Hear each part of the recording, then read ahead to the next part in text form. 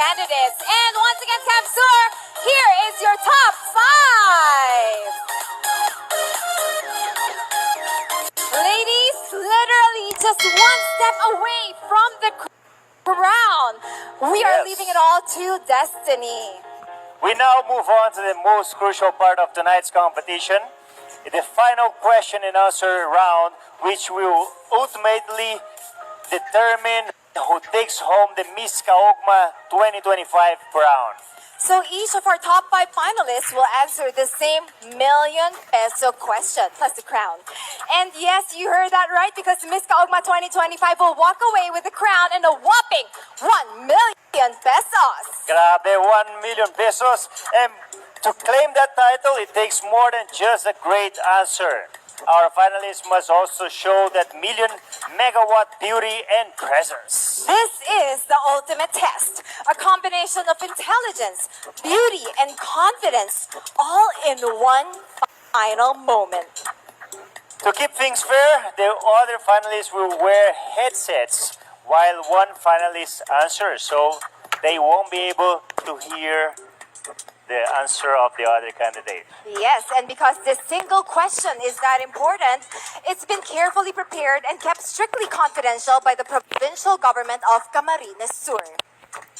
And to officially hand over the sealed envelope, please welcome Miss Narnie Pelonio, Executive Assistant 5. Thank you very Narnie, much, thank you so Miss much po. Narnie. Salamat.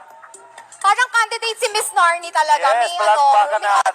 impact talaga siya. Pero At may least sparkler firework pa siya, di ba? Okay, so each finalist will have 45 seconds to answer. You know the drill, ladies. And when the time is up, you'll hear this sound. There. Which means your time is up.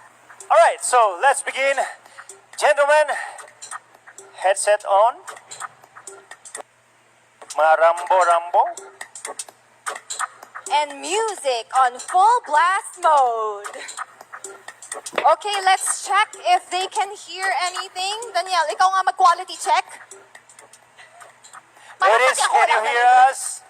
Sa totoo, hello. At ang unang hakbang ay mananalo na 1 million pesos. Take one step forward. Okay, I think we are... Okay, now we're clear. All right, candidate number 1. All right, You are the candidate number first 1, if you come here, get to your answer question. this question. Once again, I will say it twice, and then you may proceed with your answer. Whoa!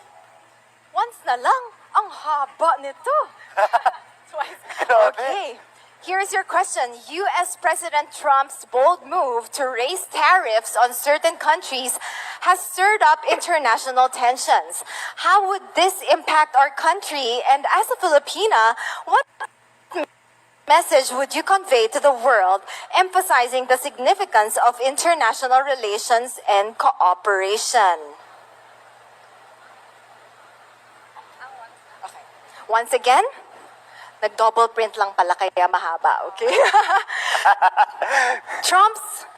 U.S. President Trump's bold move to raise tariffs on certain countries has stirred up international tensions.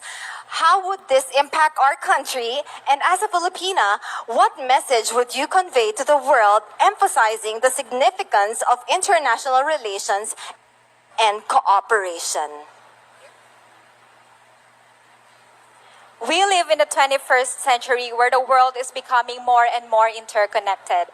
As globalization becomes embedded in our daily lives, problems like economic inequality is inevitable. To effectively manage globalization while safeguarding our national interests, we must pursue a balanced and strategic approach. It is crucial to empower domestic institutions to employ protective policies ensuring economic equality. At the same time, we should create a smart global governance by strengthening international laws and holding violators accountable.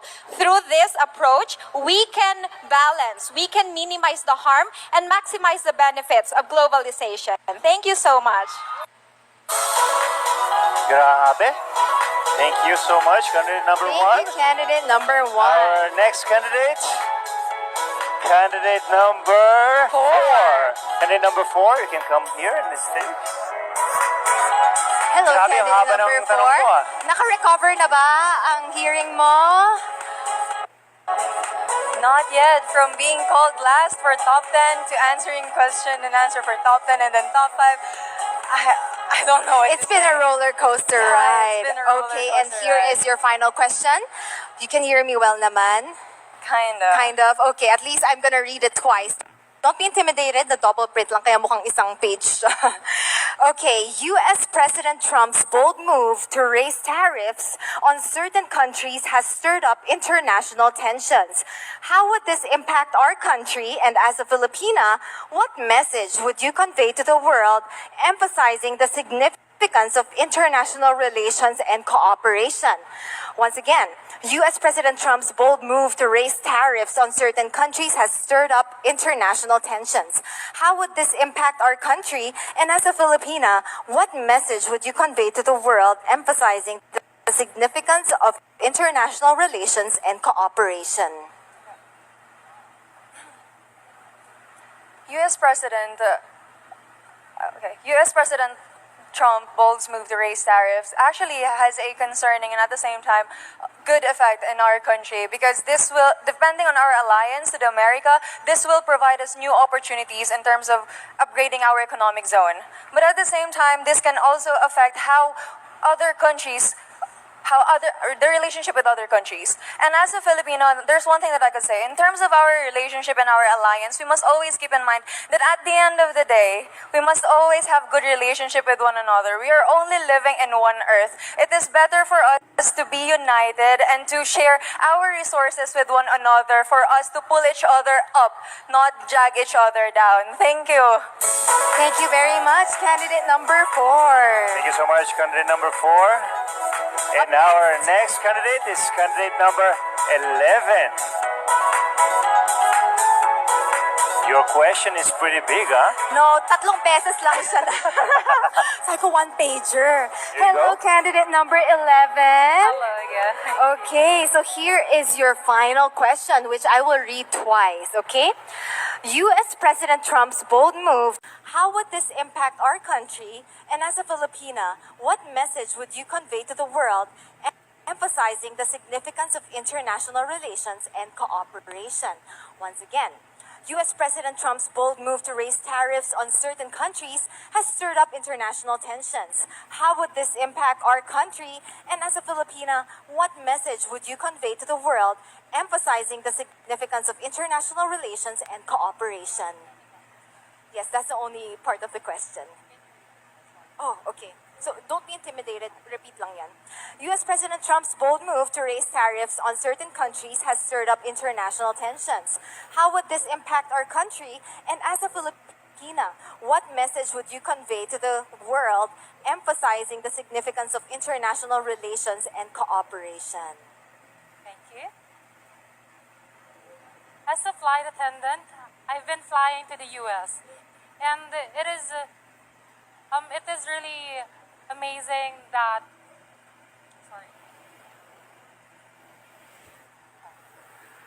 inflation rates.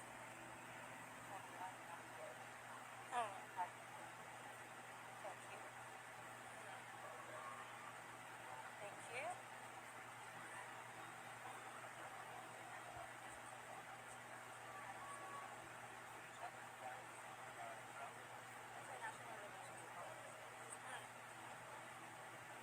Thank you again. Sorry about that. Sorry for. What I can say about this one is that cooperation around the world is very important. Thank you very much, candidate number 11. It is quite a difficult Yeah, question It is a difficult to question for comprehend sure. and to answer as well. All right, But so let's we go move for on our to the next candidate, candidate number 12. Hello, candidate number 12. You can come here. We have a big question for you. Hello. So, here is your final question, and I will read it twice, okay? U.S. President Trump's bold move to raise tariffs on certain countries has stirred up international tensions. How would this impact our country? And as a Filipina, what message would you convey to the world emphasizing the significance of international relations and cooperation? Once again, U.S. President Trump's bold move to raise tariffs on certain countries has stirred up international tensions. How would this impact our country? And as a Filipina, what message would you convey to the world emphasizing the significance of international relations and cooperation? As a Filipino citizen, we embody the ideals of a person who acknowledges the strength, identity, and culture of the Philippines, the hospitality, our identity, and our culture. With regards to Trump's statement with international relations, we need to program our minds, recalibrate our thinking so that we can unify our mindsets, creating platforms, unified ideas so that we can empower not only our province but the entire Philippines, the other nations as well, so that we can create a powerful impact in our society so that only one country is listened to but also the Philippines as well. Thank you very much. Thank you very much, candidate number 12. Thank you so much. Ang galing, no? That's a hard question. Very hard. So our next candidate is candidate number 18. 18. May reveal pa rin yung candidate number Yes, niya dito. covering kasi. Hello, candidate number Hi. 18. So here is your final question, which I will read twice, okay? U.S. President Trump's bold move to raise tariffs on certain countries has stirred up international tensions. How would this impact our country? And as a Filipina, what message would you convey to the world emphasizing the significance of international relations and cooperation? So that's a question, okay? I'll repeat it. U.S. President Trump's bold move to raise tariffs on certain countries has stirred up international tensions. How would this impact our country? And as a Filipina, what message would you convey to the world emphasizing the significance of international relations and cooperation? Good?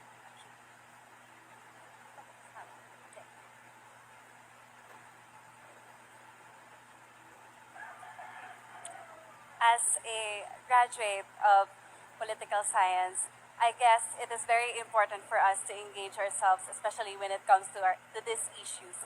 It impacts our countries in a way that if we could get to prioritize and enhance our inhabitants, then this community will be a testament to the coexistence of preservation and development alongside tradition and progress. And if we could get to continue that, then we will be a more progressive community, because every time we do this, we empower ourselves as well as our community.